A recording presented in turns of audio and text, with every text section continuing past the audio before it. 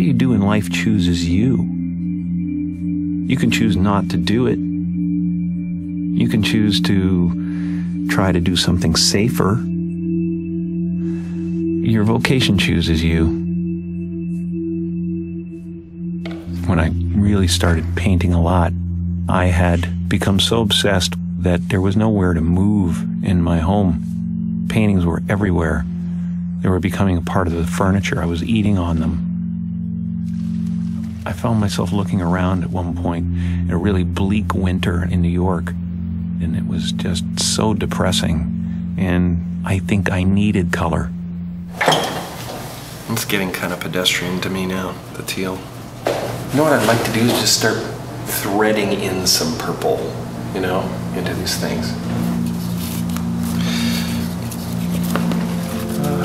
I'll find the ultimate color and not be able to reproduce it.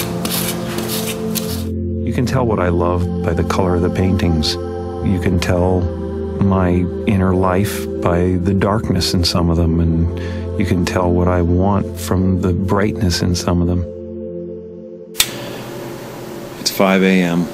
So I'm making a little more progress now. It's really kind of cool what happens with these things, you know, because you really don't know what a sculpture or a painting totally means. You think you do. Most of the time I start out with a plan, and then, you know, like a year later, I'll realize that the painting was telling me what I needed to know about myself a year before. I think what makes someone an artist is they make models of their inner life. They make something physically come into being that is inspired by their emotions or their needs or what they feel the audience needs. I like the independence of it. I love freedom of it. No one else tells you what you can or can't do most of the time. And there's an immediacy to it. Art has to be service, you know, it's like you're servicing your subconscious, and at the same time you're doing something that someone's going to relate to, hopefully. When I was a kid, I spent half my time in the living room performing for people. I spent the other half the time in my bedroom by myself, writing poetry and sketching. I was not the type of kid you could say, as a punishment, go to your room, because my room was heaven to me. My isolation was welcome. People that are different have a shot at being original.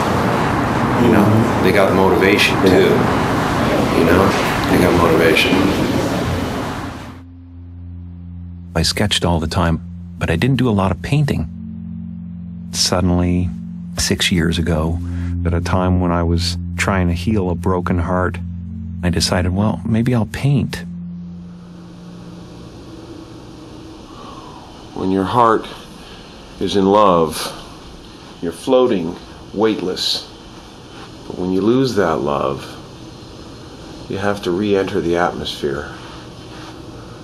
And it can get pretty rough. You're just bouncing off one molecule and onto the next, ripping through them at such a pace that they just ignite and explode. Until you find another heart that's doing the same thing, has landed and cooled, and then you start to float again.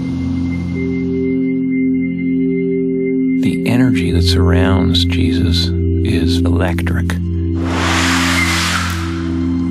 I don't know if Jesus is real. I don't know if he lived. I don't know what he means, but the paintings of Jesus are really my desire to convey Christ consciousness. I wanted you to have the feeling when you looked in his eyes that he was accepting of who you are. I wanted him to be able to stare at you and heal you from the painting. You can find every race in the face of Jesus. And I think that's how every race imagines Jesus. They imagine him as their own. That's pretty. So funny, I get so stuck when I'm trying to choose colors, but when I just grab them, it's cool. I don't know what painting teaches me. I know that it just frees me. Free from the future, free from the past, free from regret, free from worry.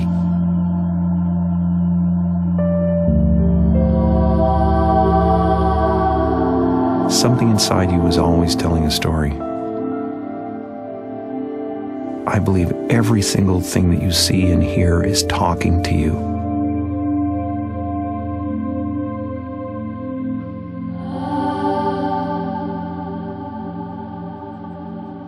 You know, the bottom line with all of this, whether it's performance or it's art or it's sculpture, is love. We want to show ourselves and have that be accepted. I love being alive, and the art is the evidence of that.